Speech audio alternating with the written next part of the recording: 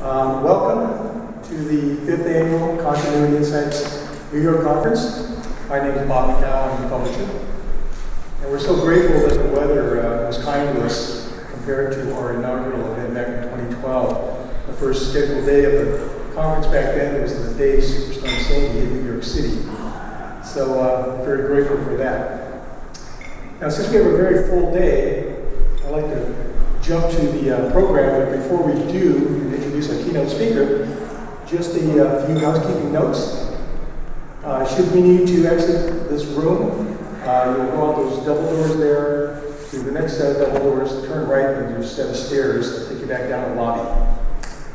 Bathrooms are located one floor up, so out these back double doors, you'll see a stair to the 3rd floor. After the keynote, there'll be a short 15-minute break. And then we will resume with breakout sessions again up on the 3rd floor in the Herald Square and Gramercy Place rooms. You'll notice there's another one-room conference going on up there, so it's a little crowded as you walk down the hallway. At lunch, we'll return back to this room for lunch, and don't forget to, during lunch, there are 2 30-minute vendor demonstrations going on. You'll still have time to eat lunch before or after. The 2 demos going on today include SunGuard, Assurance CM, Simple Brilliant Business Continuity, and Fusion Risk Management, presenting Fusion Framework Continuity Risk Management System. And then at the end of the day, we'll return back to this room for a cocktail reception. We hope you'll all join us and do some networking. And be sure, while you're in this room, to visit with all our vendors here. You know, I often told my children that one of their goals in life should be to strive in their own way to make the world a better place. And for more than 20 years, it's been my honor to meet a lot of folks in this industry who are doing just that. I was introduced to Jeff Parness through a mutual friend of mine, Marty Clevel. And Marty has been a long-standing member of my advisory board and one of my go-to guys for many years. Since 9/11, Jeff has founded 5 nonprofit volunteer organizations which have engaged nearly 600,000 people of all ages in service and inspired millions through international media coverage. Jeff serves as executive director and board member of the New York Says Thank You Foundation, a growing national and global volunteer service organization which is creating innovative and systemic change in the disaster relief community. Supported by a $2 million 5-year challenge grant from Jonathan Lindsay Tisch, Jeff is now focused on institutionalizing the New York Says Thank You Foundation around 2 main goals: empowering 1 million people to volunteer from their homes and offices through Stars of Hope, Box of Hope, and empowering the 100,000 cancer survivors to rebuild the homes of cancer patients in disaster areas through Build for Life. A graduate of the University of Michigan, Jeff served in the White House Office of Public Liaison for Defense and Foreign Policy under President Reagan. Jeff also has received a number of awards for his public service. Just a few include the New York Post Liberty Medal Ambassador Award, the Daughters of the American Revolution Founders Medal for Patriotism, and was also recognized as a CNN hero in 2011. Jeff lives in New York City with his wife, Sandra Hauser, and his 2 sons, Evan and Josh, who were the inspiration behind the creation of the New York Says Thank You Foundation. And Jeff invites you to stop by his table here and paint a star. You see it with the orange tablecloth there.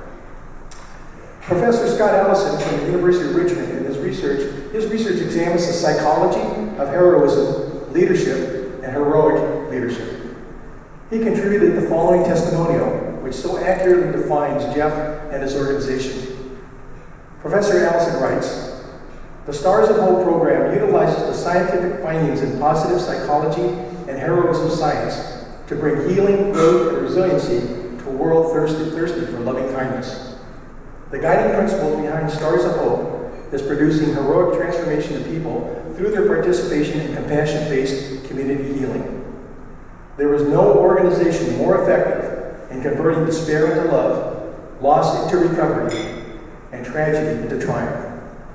Through connected volunteerism and social transformation, the Stars of Hope showcases the power of love and service in cultivating the best of humanity." Please welcome Jeff Parness.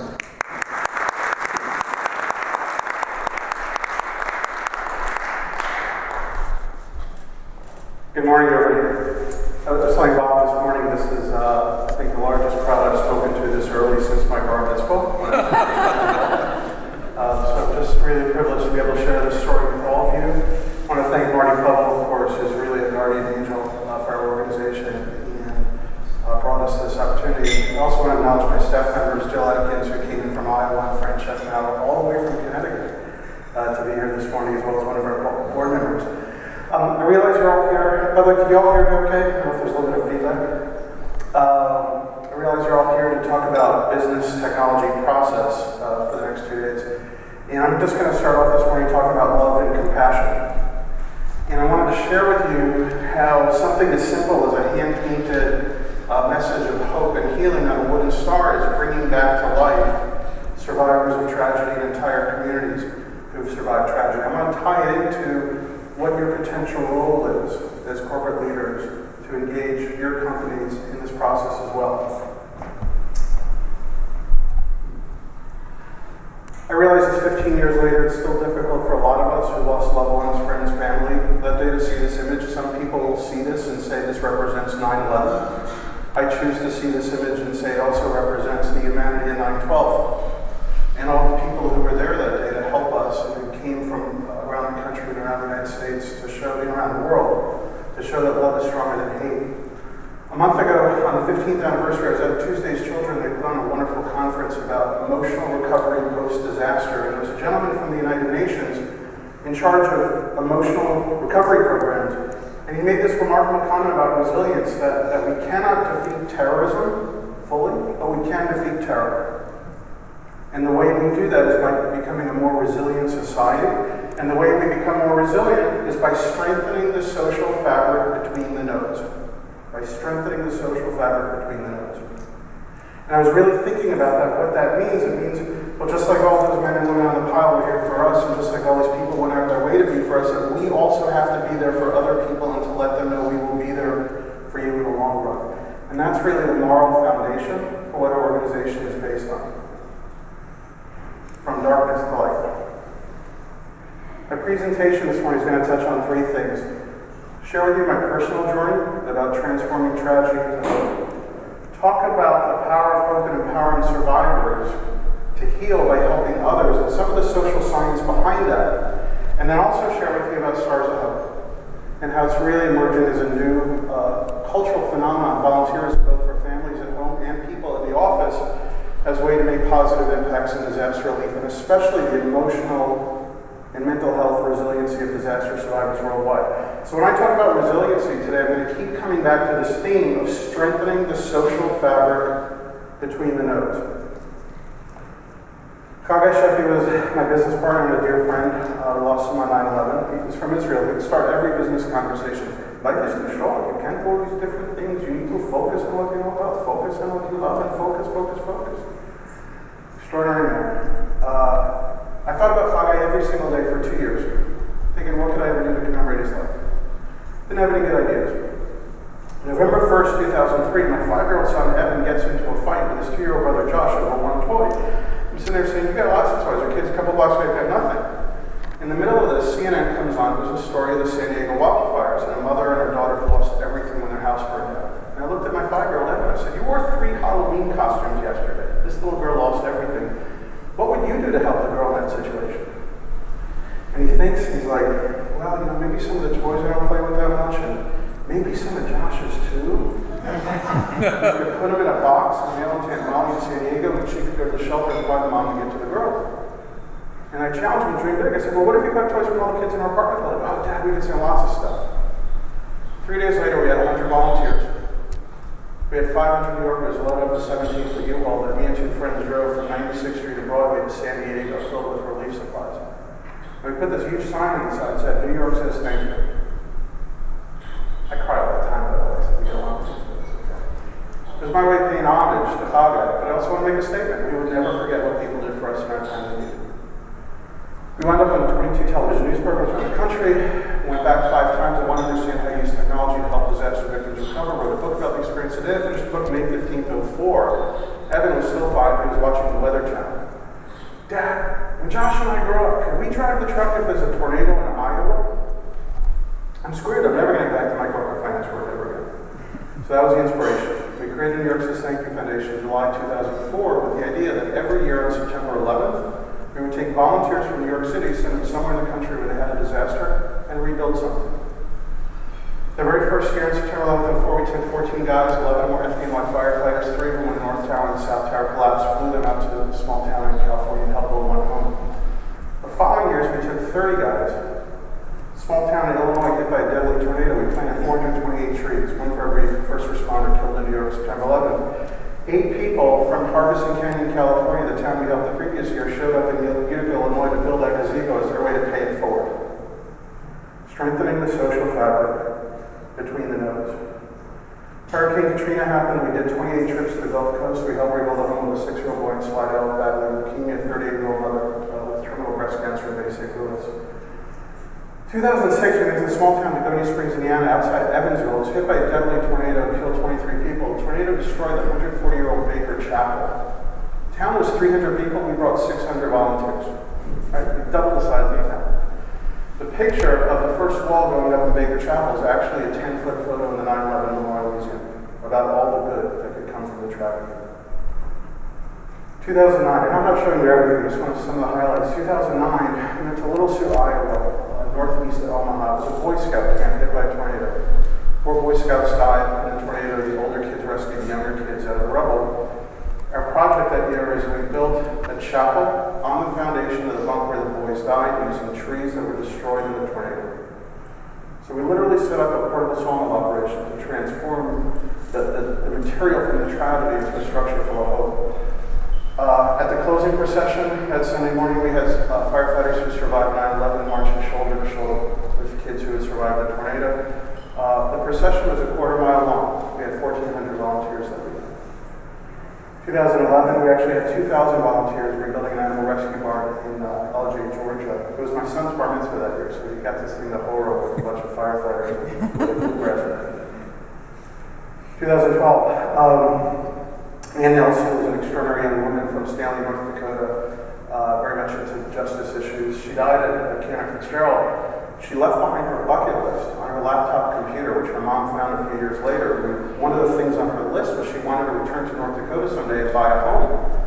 So we traveled to North Dakota in 2010. We sat with the family. We said, what if we build your daughter her home? And what if we turn it into a structure that brings to life the dreams on our bucket list? Ann loved skiing. She loved kids. She loved championing the disadvantaged and disabled. We raised about $1.5 million. We built a 12,000 square foot ski lodge to teach disabled kids, wounded warriors how to ski. It's called Annie's House. Came back from North Dakota, Hurricane Sandy happened, kind of under the radar without a lot of fanfare. We had the privilege of rebuilding 130 homes for underinsured first responders, everywhere from Staten Island to Sable, Long Island.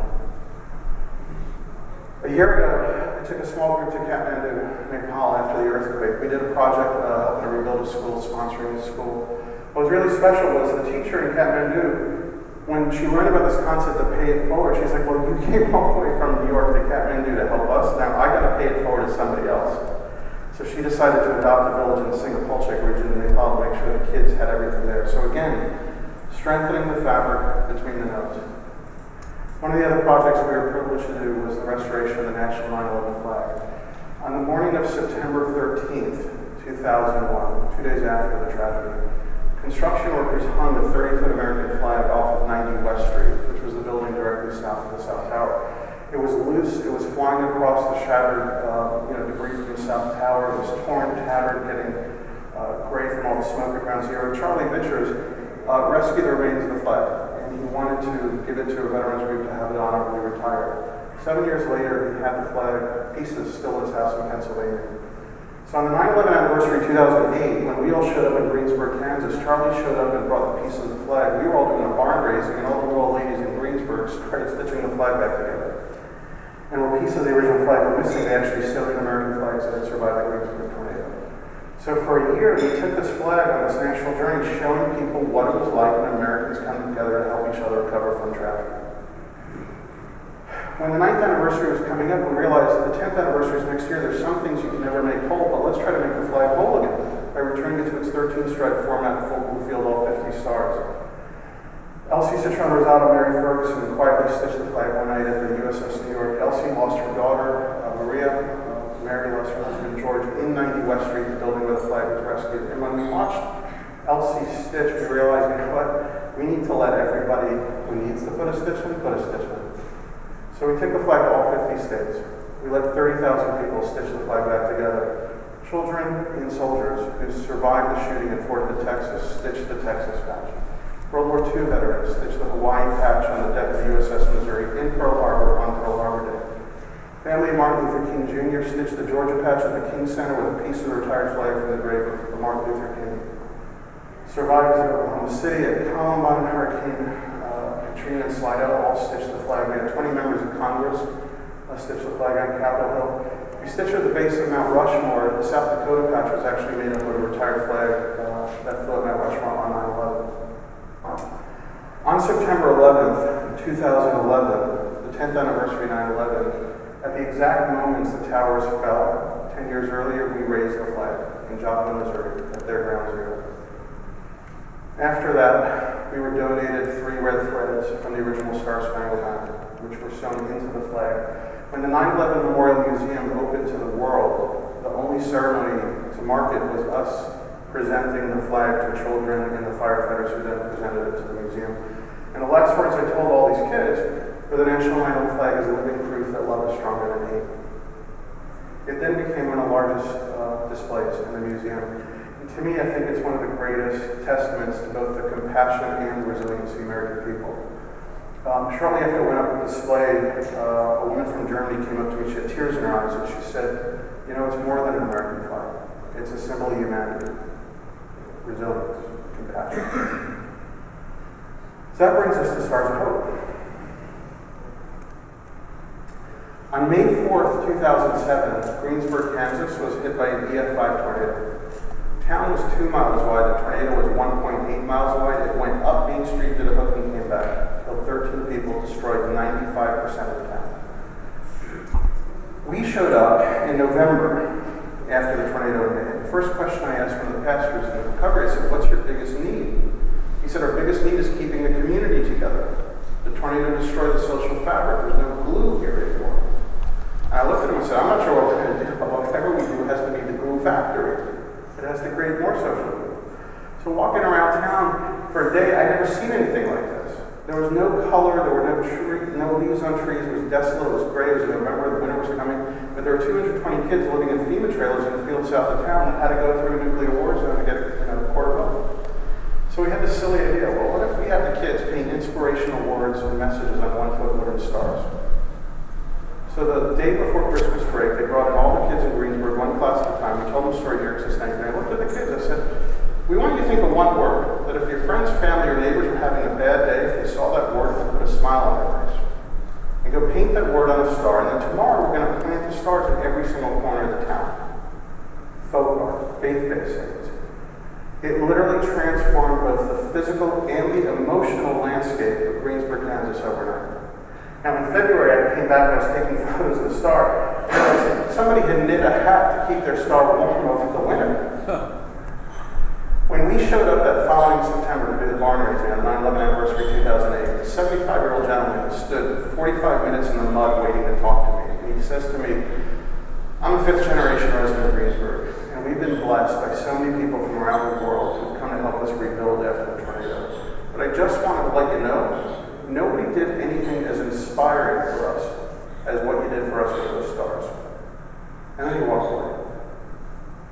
And I was like haunted by it, because I was sort of embarrassed to get someone to tell me that. And I was thinking about what he said. He didn't say the word helpful. You know what organizations building homes for people? He said inspiring. So what it meant was that when we did the Stars of Hope project with the kids and empowered them to bring a sense of hope and color about their future, it created hope then, but it was creating lasting hope every single day when these folks were seeing it. A few years later, Joplin, Missouri got hit by a tornado, also EF5. It killed 168 people. It destroyed 40% of a town of 50,000 people. We had 3,000 people painting Stars of Hope that one weekend. 2 of our volunteers, a survivor from Kansas and a survivor of a Texas tornado, were walking around Joplin hanging Stars of Hope on telephone poles. Old gentleman came running out of his house screaming at him, "What are you doing? What are you doing in our town?" They explained, well, these stars are meant to lift the spirits of the people. He says, "Well, you see that telephone pole up the street?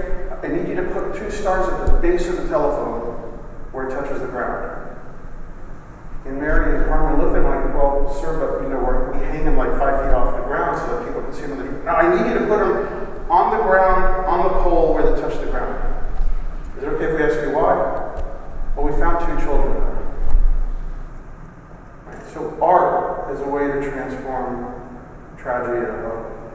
Shortly after, there was a 500-year flood in Minot, North Dakota. Middle of nowhere, not a lot of people going to help. Hundreds of homes were lost. We get an email from one of the volunteer coordinators. Could you come and do Stars of Hope with our community? Because you need hope before you can rebuild. Those were exact words. You need hope before you can rebuild.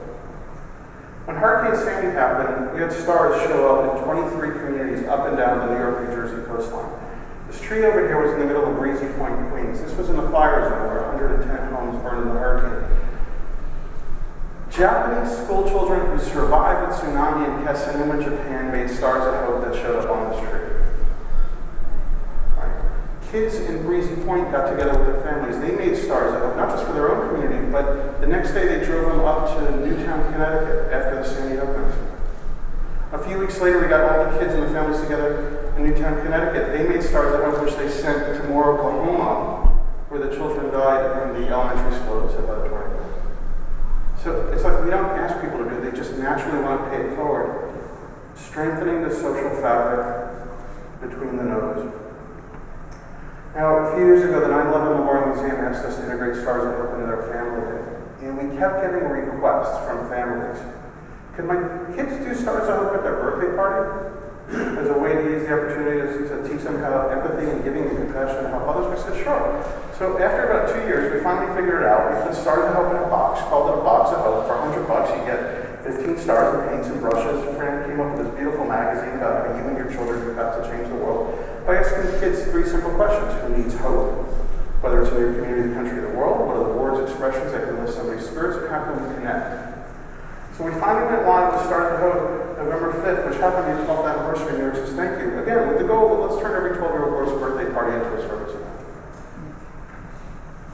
4 weeks later, Saeed Farouk walks into the Inland Regional Center in San Bernardino, California, and opens a fire on his colleagues. Kills 14 of them, injures 20. Families started ordering the box of hope. Salesforce.com in San Francisco, people in New York started doing it and sending them to San Bernardino. We were very fortunate. JetBlue sent some of our volunteers 10 days later to San Bernardino to start painting stars around the shooting site. And the Christmas holiday, my family and I and some other volunteers, there were 20 boxes of hope that were shipped from around the country. We hung them every 10 feet up and around the fence that was surrounding the shooting site at San Bernardino. It was impossible to miss it. That's shooting is December 2nd. This is going on December 12th through 26th. On January 12th, we get the following email from Jessica Ballesteros. I wanted to send a huge thank you for the Stars of Hope that were sent. I was in the room that day and somehow was lucky enough to make it out. 13 of my coworkers did not. The building we were in symbolizes a place of deep sadness and pain for me, but these stars that were on the fence surrounding the building provided some hope that things will get better. Jessica's an extraordinary young woman. She went and she started photographing all the stars of hope on the fence.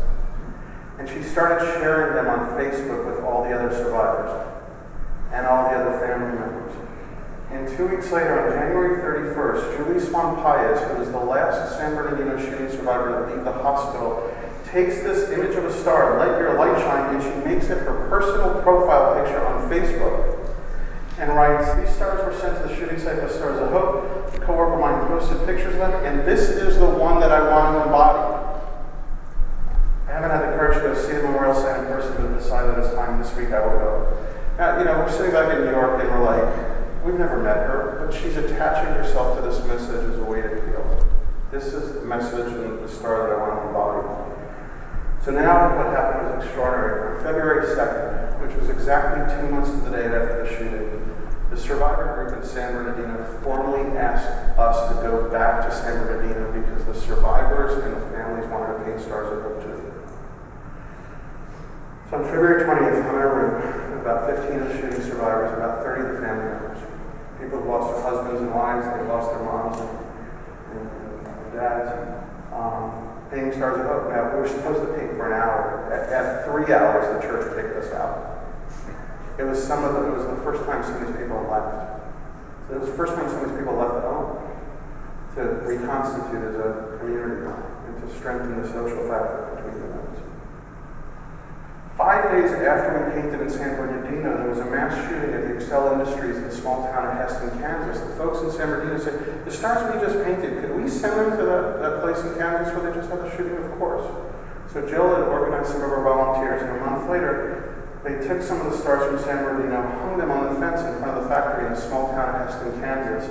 A week later, NBC News does a story about how the people in Heston, Kansas were healing after the mass shooting, and they were all talking about, we can't believe these folks in San Bernardino did this for us. I put it on Facebook, Julie Swan Paez on April 7th. I love this. I am proud to be part of something that spreads goodwill and hope. Now, we're sitting here in New York saying, December 2nd was the shooting. February 2nd, they asked us could they be part of it. And then April 7th, she's already saying, I have this sense of accomplishment. I have this sense of belonging that I have the ability to help others. Now, for years, we had received hundreds of emails and messages from people saying how much these simple painted stars meant to them at their darkest moment. People were like, I was about to give up, and the star said, this too shall pass. And we knew it was accelerating or helping in the healing process, but we had never seen this before, from December 2nd to February 2nd to April 7th, for a survivor of San Bernardino to say, it feels great to be part of something. So we started to go back into the annals of some of the messages that were sent to us over the years, and we started to look for patterns. And, this one woman, Sandy survivor, the first time I saw some stars, I smiled. The second time I stopped to read them. The next time I found myself looking for them and excited to see new ones. That was the moment I realized your beautiful stars became my focus instead of the destruction that was once our beautiful life. It's 3 years later in Staten Island, and it's a beautiful reminder of all the people who sent us hope and love. A woman in Newtown, Connecticut, talked about how all the tributes that were sent there, how these stood out because that perfect strangers would take the time and effort to do such a beautiful thing, offered reassurance that people are loving, kind, and caring, and good. We got an email in perfect Brooklynese from a guy named Rob in Breezy Point. We had it. I will never forget the first day I saw your stars of hope. I don't recall what it said, but I do recall how it made me feel. I felt comfort, healing, and happiness that someone was thinking of us. Because in that moment in time, it sure didn't feel like it.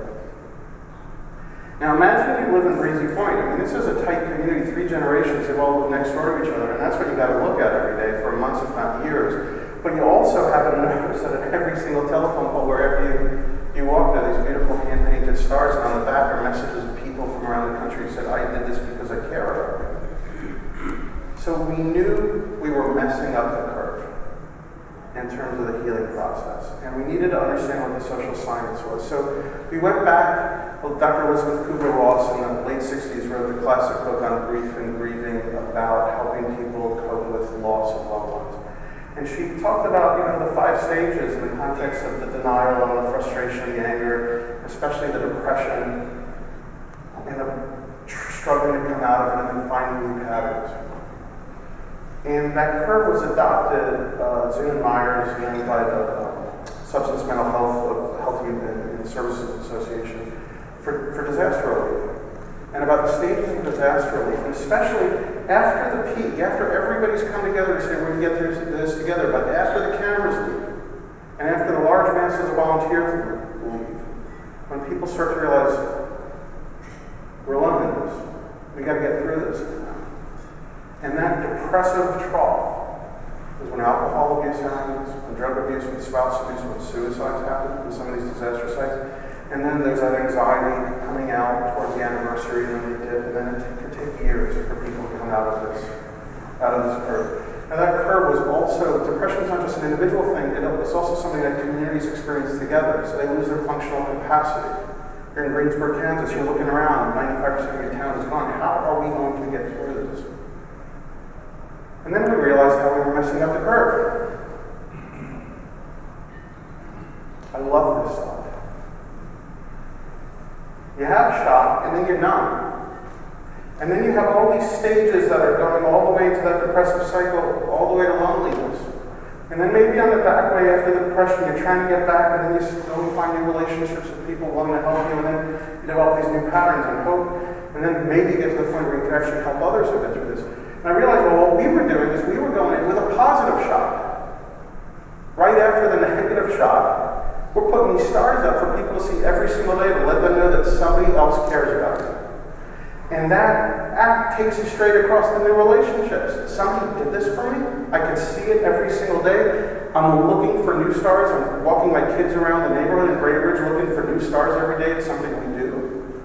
And then you get to the point where survivors say, I want to be part of this because I want to help others. So when Orlando happens, Julie Swan-Paez paints, we stand San Bernardino to Orlando. And her 11-year-old daughter, Ellie, paints this beautiful star with a message. Dear Orlando, my mom got shot, but she didn't let that define her life. She keeps smiling every day, so you got to smile too. Love Ellie. Strengthening the social fabric between the nodes. When Orlando happened, this is Elsie, the woman who lost her daughter Maria, who was the first one to stitch. She lives in Ocoee, Florida. So when the Pulse nightclub massacre hit the news that Sunday morning, before Ellie's granddaughters were out of pajamas, they were painting stars of hope, but she already had a box of hope at her house. Elsie took the stars to the hospital, found some of the survivors, gave it to them. She brought some of the stars to the police officers at the shooting scene, who then started tweeting out how they hung them right where the crime scene investigators from the FBI and local police were signing in. So as they were going into the crime scene every single day, the first thing they see is this message, love is stronger than hate. And the fact that they're able to use social media to let them know there are people out there who really care about this.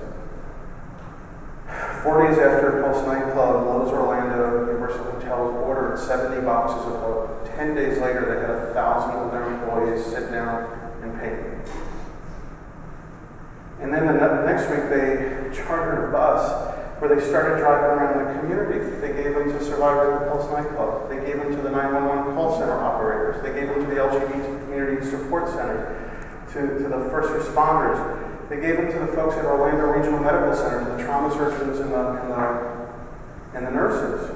So here was a way for them to do something positive with their grief, express their compassion, their creativity, and strengthen the community. A few weeks later, when the shooting happened in Dallas, the folks at the Orlando Regional Medical Center bought a bunch of boxes of hope, sat down, all painted, and sent them to Dallas Police Headquarters.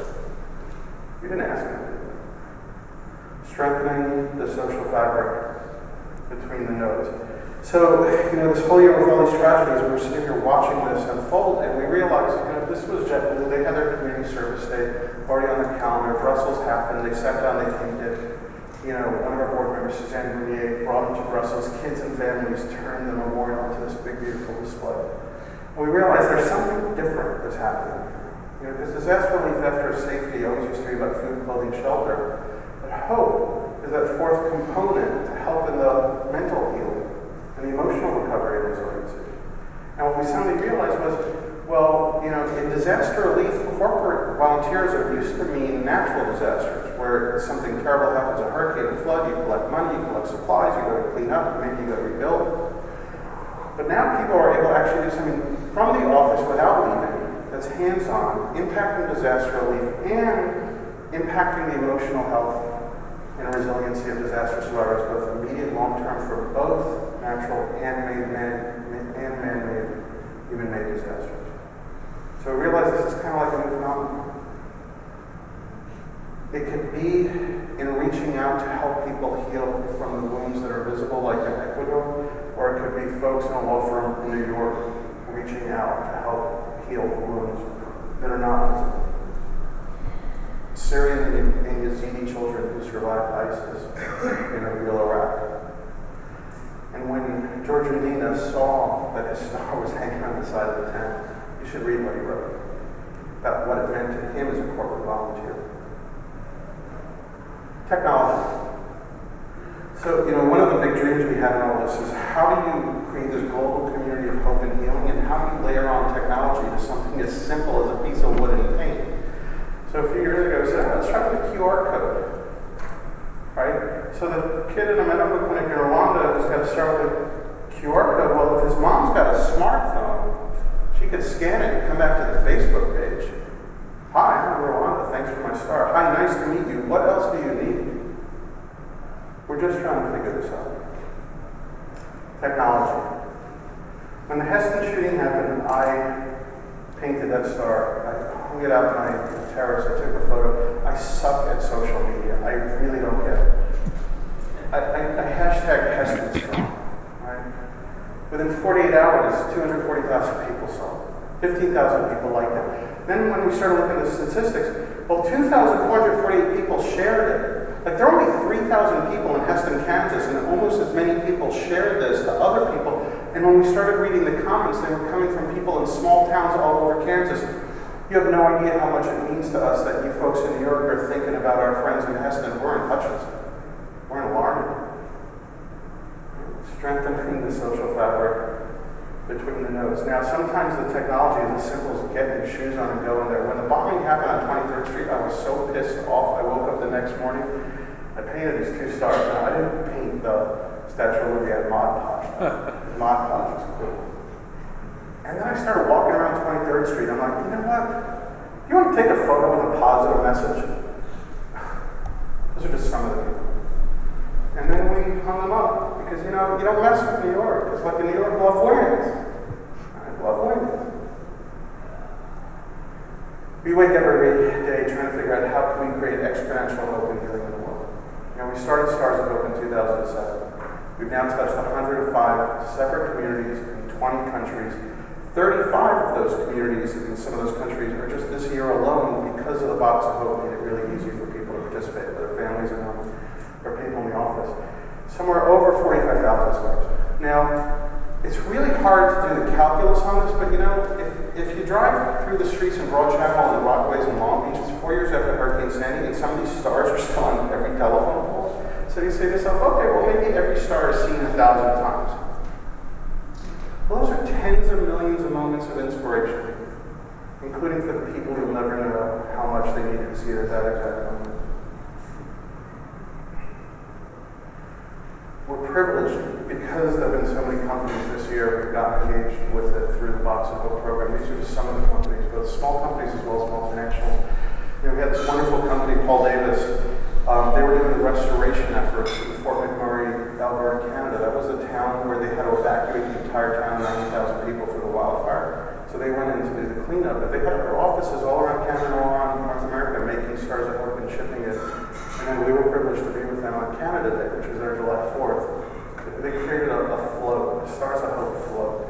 They took right through Fort McMurray. And then with 500 kids, we painted more Stars of Hope and then put them up all over Arizona. And it doesn't just have to be disaster, because if you step back and you say to yourself, well, who needs hope? Well, kids and folks in hospitals need hope. So just last week, the company Resnick Associates did a beautiful project where they're sponsoring an installation in a hospital in Connecticut. We hope that that's a model that a lot of other companies will pursue as well. So here's the ultimate compliment to us. We knew we wanted to try to create a new cultural phenomenon. When disaster happens, you can connect and you can make a difference through your creativity and your compassion. And so much of it is obviously in response to a tragedy. Well, 2 weeks ago, Guardian Insurance calls us up and says, well, we're not going to wait for the disaster. Could we get 25 boxes of hope now, because we want to put them in 5 separate offices so that whatever happens next, that day when all the emotions there, we could unleash the creativity and compassion of our employees for them to connect. Tremendous compliment. So I'll leave you with a couple things. I realize business continuity managers, I come from the technology space. I realize you guys worry about the stuff that nobody else wants to think about, and sometimes are often underappreciated for that. But I really hope that the leadership opportunity here for all of you is, to grab a copy or two of the white paper and bring it back to your office and share it with your CSR executive or your HR director or whoever does volunteer for. And just let them know that, hey, there are companies that are responding to tragedies every single day, big and small, through this. And once you get a bunch of adults in suits painting together, it's a blast. And it's also really meaningful to these people.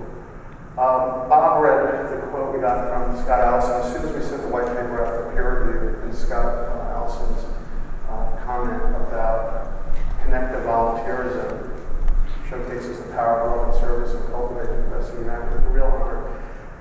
So I'll leave you with just this last thought. So I'm a nice church kid from Brooklyn. I grew up across the street from the big Roman Catholic Church, St. Rosalina. One of my best friends, Dr. Stephen DeSalvo, is president of St. Anselm College, and he's raised a ton of money for Jesuit schools. And Dr. DeSalvo always tells me the secret to life is keeping nuns happy. So 4 weeks ago, we get this email from Sister Mary Radigan. It's now September 22nd, 2016. Many years from Sandy, and Long Beach is still building and rebuilding and hanging in there. I just want to thank you and all involved because I am still getting inspired by the stars of hope. We just had strong winds from Hurricane Hermine, but the stars are still hanging all around them, always finding them here and there. What a great name for them, Stars of Hope, because they certainly are. And after all these years, they are what they intended to be, signs of hope. Thank you, thank you, thank you. What a wonderful idea. Gratefully, Sister Mary Radford. So, I hope you all want to join our journey of hope and healing. Because it's through something as simple as this, we could show the terrorists, we could show the world that our love and our compassion for one another is so much stronger than we do. Thank you very much.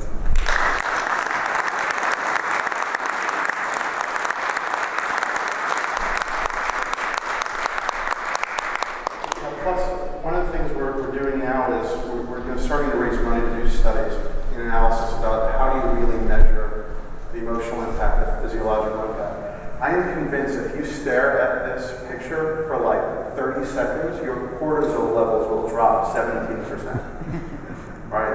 And we've actually had situations where people have been in hospitals where like hundreds of this image on Facebook have been sent to them as a way to cheer them up and ICU.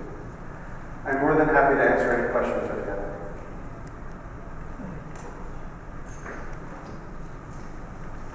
Mr. Buck. Jeff, you talked about the Army of Hope through the corporate lens. Could you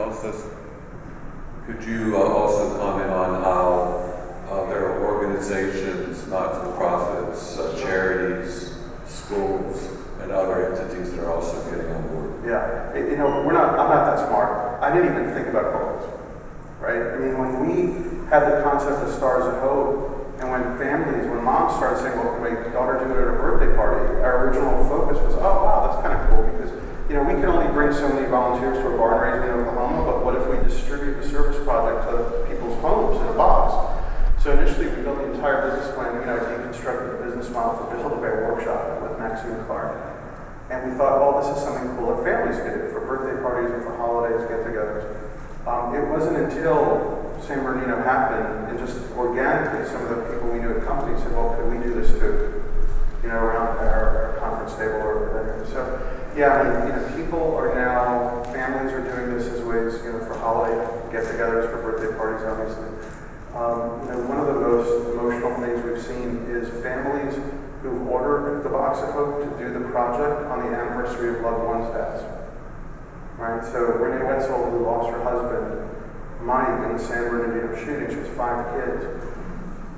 One of her kids, shares a birthday with her late husband on April 29th. And they did a Stars of Hope painting party. Right? There's a way to honor Mike by bringing more hope into the world. It's really special for us, Jill and Fran, who organized. We're going back to San Bernardino for the 1-year anniversary of the shooting. We're going to do a community-wide Stars of Hope event. There are going to be 8,000 people.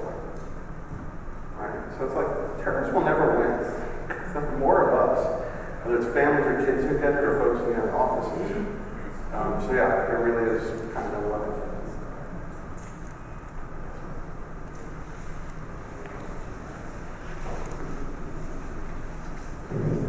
Hi Jeff, Dave North from Guardian Life.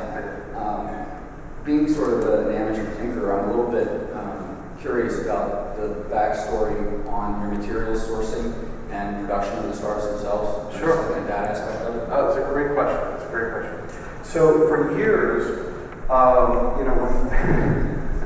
tell you how it started. September 2007, we went to a small town in Texas to help rebuild a home of the Vincent family. They had cared for disabled vets at their home for 3 generations. And the family was the town's fire department. They lost their house in a tornado and we helped build it. So now 2 months later, I show up in Greensboro, Kansas. We have the idea of painting stars with the kids. So I called up the Vincents in Texas. I'm like, have you still got wood lying around the house? Have we get to the table, well, you need to cut a 221-foot wooden star to drive on 9 hours from Groesbeck, Texas to Greensboro. We'll paint it. So for years, it was all organic. So we would do these large barn raisings, and we'd have 1,400 people, 2,000 some of them, and some of them we'd be building barns or structures, and others we would have cutting plywood and sanding and base painting. So for years, and it's still, all the communities we've touched, we've kind of created almost like these Santa's workshops. They just want to keep being part of the New York City Thank You family, even though they're in places like Neenah, Arkansas, or LJ, Georgia, or Groesbeck, Texas. So, and with the family in Groesbeck, they actually created an organization called Groesbeck Rebuilds Americans, where we pay it forward. So they helped us implement a lot of these domestic Stars of Hope implementations. So for years, it was just volunteers cut and sanded. And then when we realized, okay, but sometimes you got to take yourself out of the equation, because how dare you prevent people from giving you a blessing, right? So that's when we realized we needed to mechanize the production. So, one of the first things we thought is we definitely want to do this American. We don't want to source them from overseas, because there's something so inherently patriotic in what we're doing. And it took us about a year to find the right manufacturing facilities that had the redundancy. There's a large facility in Pennsylvania. They have 14 CNC machines. And they run almost on 24-hour shifts. And then there's this beautiful Mennonite family in Greensboro, Kansas that said, well, we have an unused CNC machine. So now found it's actually cheaper to import from Greensboro, Kansas than from Pennsylvania. They have a 140,000-foot warehouse, Naval Logistics, that's doing all the fulfillment piece on it as well. So, part of it was we had what happens when Oprah tells every family, you should be doing this. So we should hopefully get to that.